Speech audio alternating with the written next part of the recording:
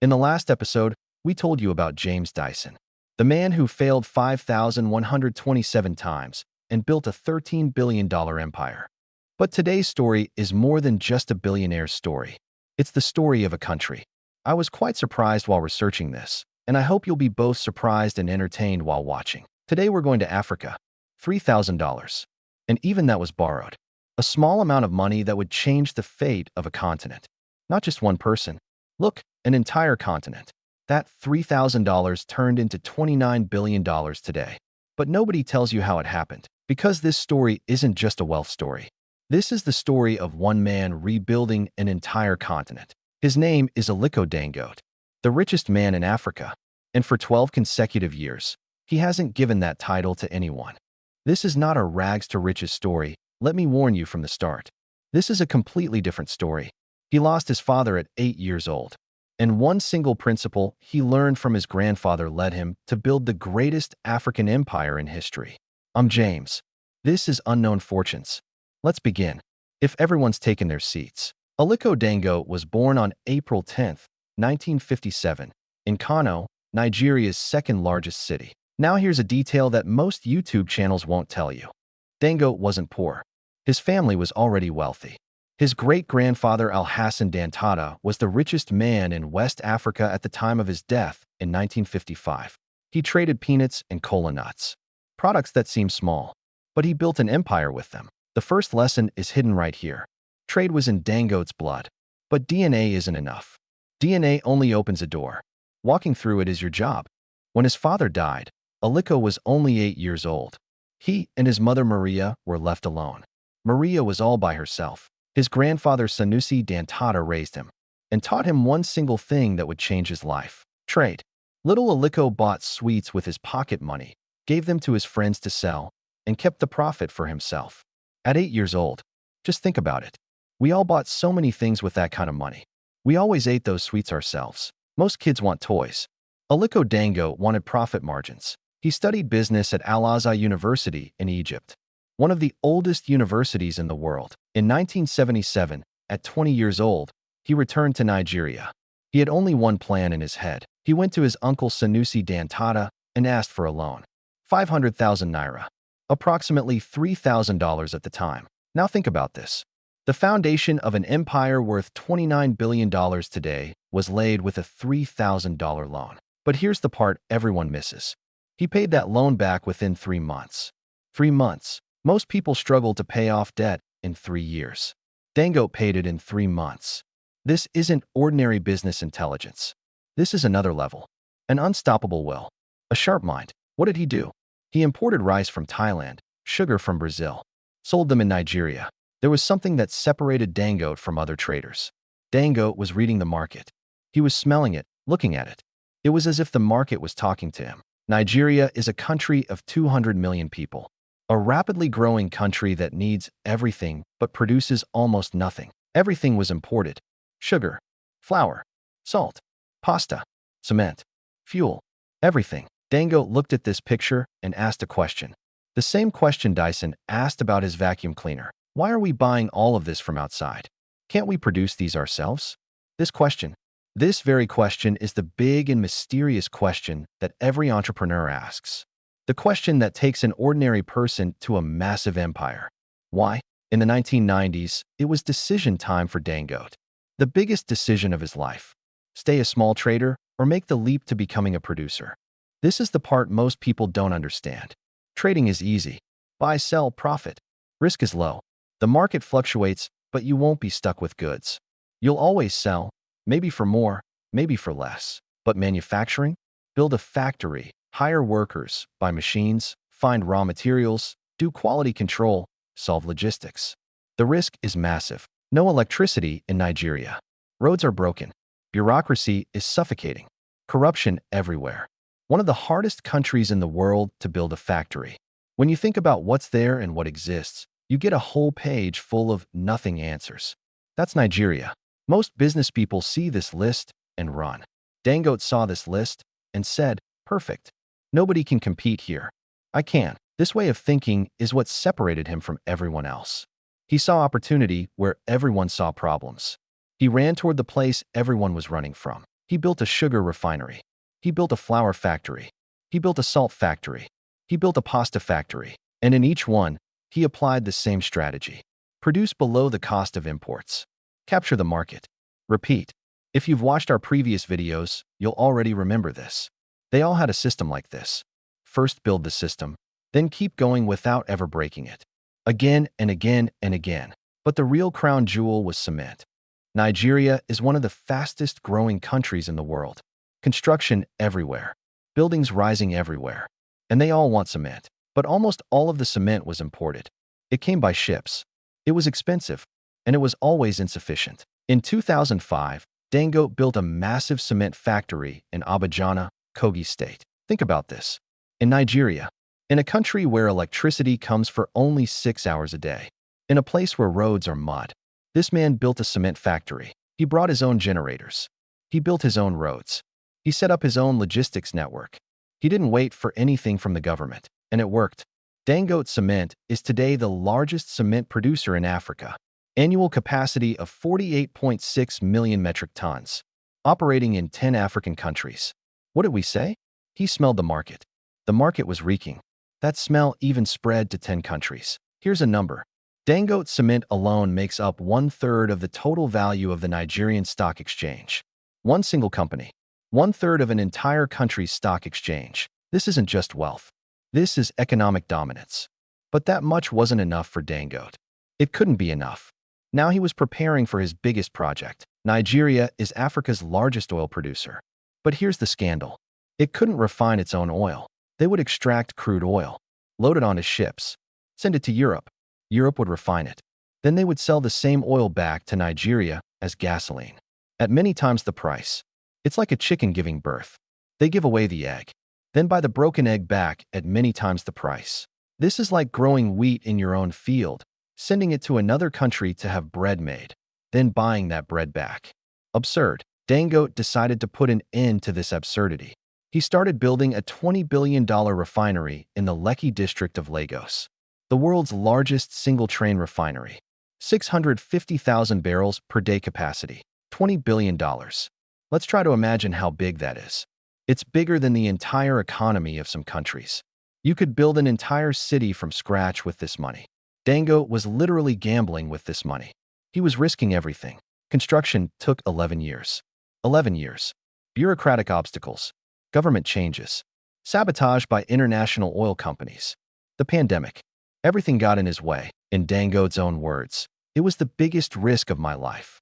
If I had failed, I would have lost everything. Dyson made 5,127 prototypes. Hilton went through the Great Depression.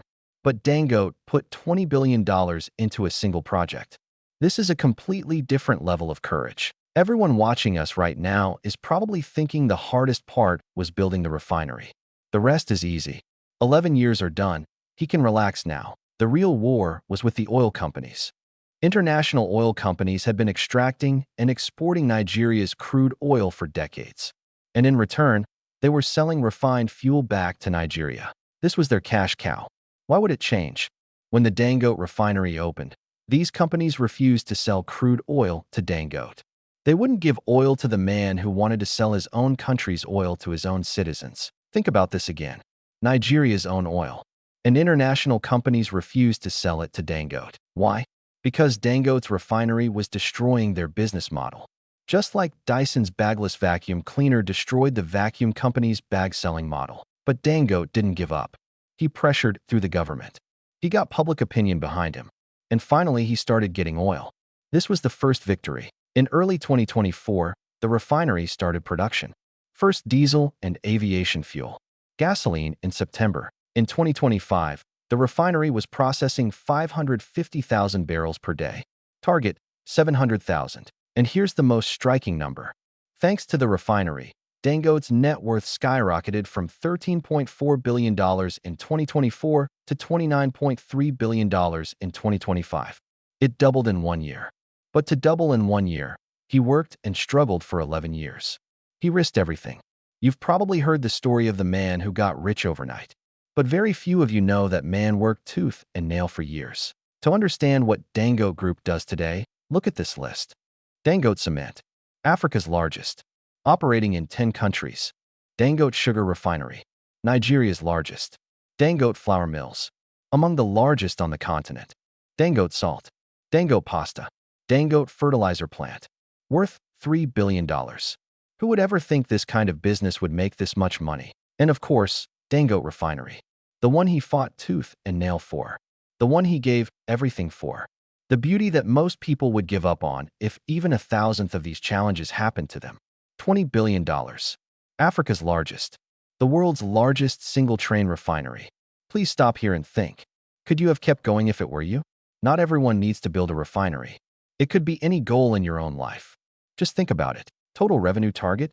$30 billion by the end of 2024. On the path to becoming one of the world's 120 largest companies. Here's another statistic. Dangote Group's publicly traded companies, Dangote Cement, Dangote Sugar, and Nascon, alone make up 1/3 of the total market value of the Nigerian stock exchange. One single man, 1/3 of a country's economy. This is an unprecedented level of dominance. This isn't just money. Together with Dangote, they took back what was stolen from them, what was never given to them. But what separates Dangote from other billionaires isn't just his money. It's his vision. Most billionaires take their money and run. Move to London, buy a villa in Dubai, open an account in Switzerland, vacation in Bali for the rest of their lives. Dangote stayed. He stayed in Nigeria. He stayed in Africa. In his own words, what will make Africa great is not foreign investment. It's Africans themselves. We must transform our resources before exporting them. This isn't just business. This is the life philosophy of a man who doesn't ask for help, who wants to be himself, who builds his country while building himself. Build yourself and build your country. You have the strength for this. Dangote isn't just making money. He's trying to free Nigeria from dependence on imports. He's trying to create a country that produces its own fuel, its own cement, its own sugar, its own flour. And by doing this, he's sending a message to the entire continent. We can do it too. By doing this, he's becoming both hope and inspiration for people of other countries. But we need to be honest. Dangote is not an undisputed hero. Critics say he uses political connections to gain monopolistic advantages. It's claimed he received tax exemptions. His name appeared in the Panama Papers. It said he steers government policies in his own favor. And about cement prices. Dangote Cement has a near monopoly in the market.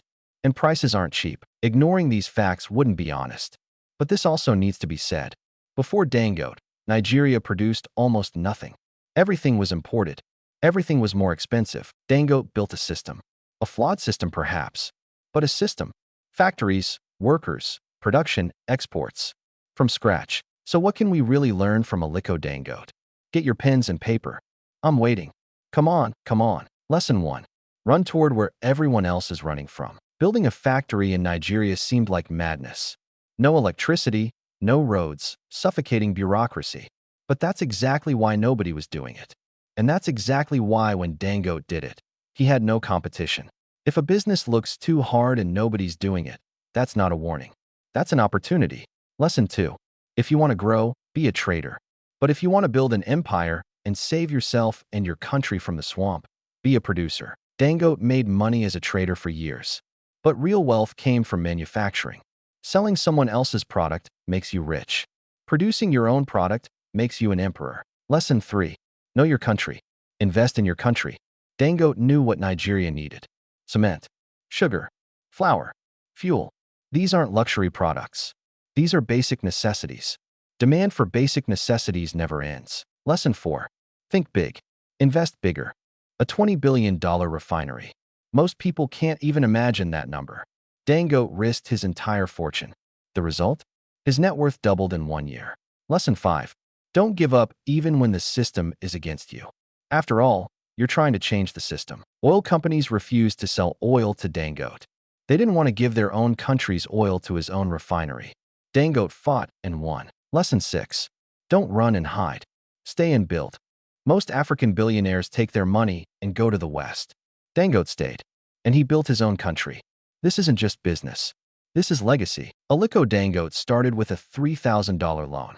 He was a child who lost his father at 8 years old. Today, he's worth $29 billion. The richest man in Africa. 12 consecutive years. The owner of the world's largest single-train refinery. the man shaping the economic future of a continent. But the most powerful detail in his story isn't the numbers. It's the message. If you can, don't wait. Nobody benefits from complaining. Don't hope the system will change. You create the system. Build with your own hands. Dyson made vacuum cleaners. Hilton built hotels. Dangote is building a continent.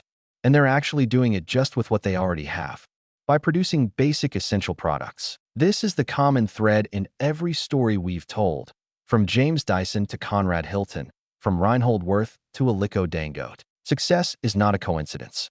Success comes from continuing where everyone else gives up. You know that story about picking up the shovel and digging? The one who goes all the way with that shovel wins. The one who follows their own path, goes all the way, sees others turning back, but keeps going. If you found this story powerful, check out our previous episodes. The vacuum inventor James Dyson, who failed 5,127 times. Conrad Hilton, who went to buy a bank and accidentally built a hotel empire. And Reinhold Wirth, who built a $33 billion empire selling bolts. Is there anything you want from me? Any topic? I won't leave a single comment unanswered. Positive or negative? Any criticism? Who do you want to see next week? Is there anyone who will watch this video and a few months later change something in their life because of what they learned here? I'm waiting in the comments. Subscribe so you don't miss it. I'm James. See you next time.